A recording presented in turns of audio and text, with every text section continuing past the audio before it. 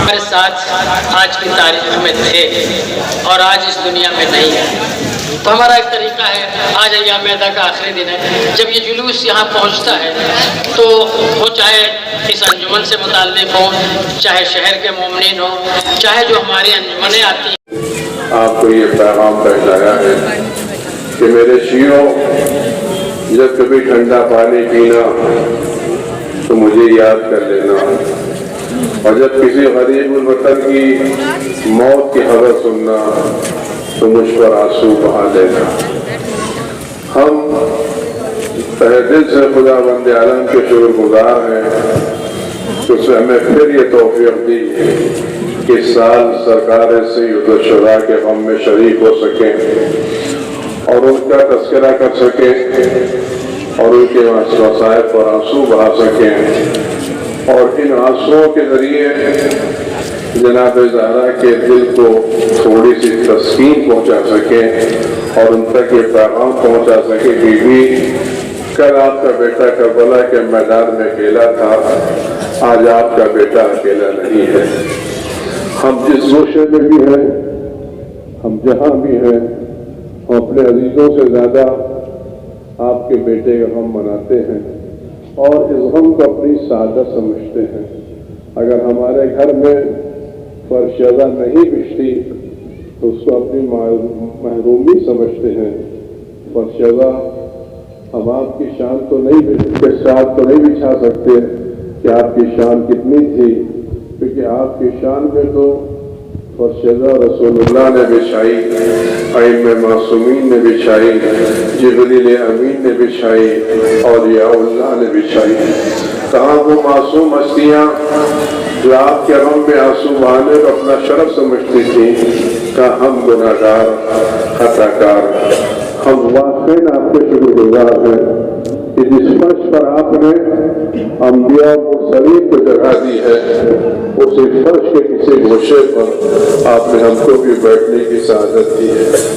یہ واقعی کوئی کم سعادت نہیں ہے کہ جس فرش اعلیٰ پر ایک طرف رسول خدا صلی اللہ علیہ وسلم بیٹھے ہوئے ہیں،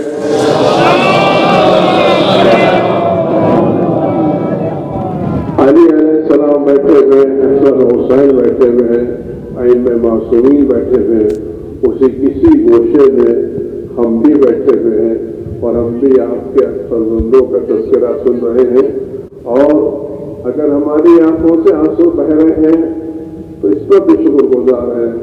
کہ آپ نے ہمارے دلوں کو اپنی محبت سے منور کیا ہے۔ مزیدی آپ سے اتنی تھوڑی سی درخواست یہ ہے کہ جس طرح سے آپ نے دنیا میں ہمیں اپنے فرزند کے فرشدہ پر بیٹھنے کی سعادت دی ہے، کل میدان قیامت میں ہمیں اپنے گروہ میں شامل کیجیے گا اور کل ہم اپنی شفاعت سے محروم نہ رکھیے گا، کیونکہ میدان قیامت میں سب پریشان ہوں گے، خالی آپ کا سایہ ہوگا جو کسی کو اپنے پناہ دے رہا ہوگا۔ فیضان گرامی، ابھی تھوڑی دیر کے بعد سورج غروب ہوگا اور ہمارے بدنوں پر اور جسموں پر جو سیاہ لباس ہے یہ اتر جائیں گے،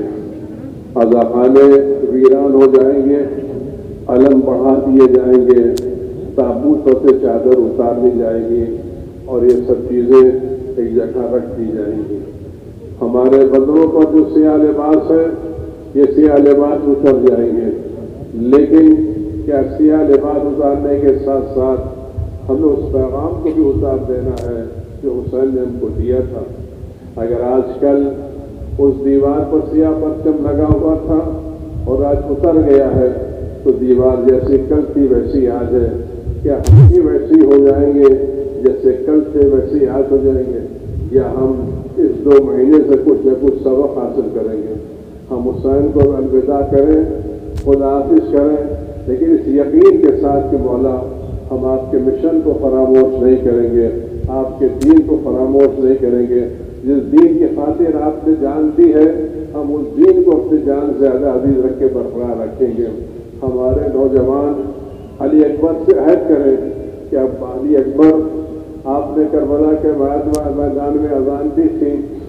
ہم آپ سے وعدہ کرتے ہیں کہ آپ کی اذان کے بعد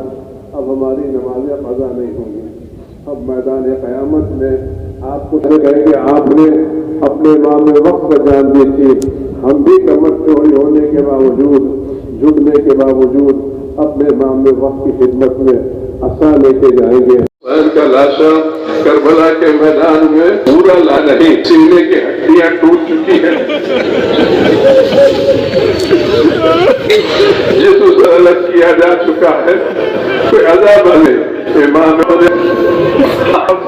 امام اس کے مسائل پڑھے ہیں۔ میں آپ سے کیا عرض کروں، زیارت نہیہ کا جملہ ہے، جب ہمیں اثر اپنے جدے ہم جو خطاب کر کے کہتے ہیں وہ وقت آیا جب آپ کے سینے پر تیر لگا اور خون بہ گیا اور آپ سمجھا اگر امام ہے وہ امامت کے لوگ حسین کی زندگی میں حسین کی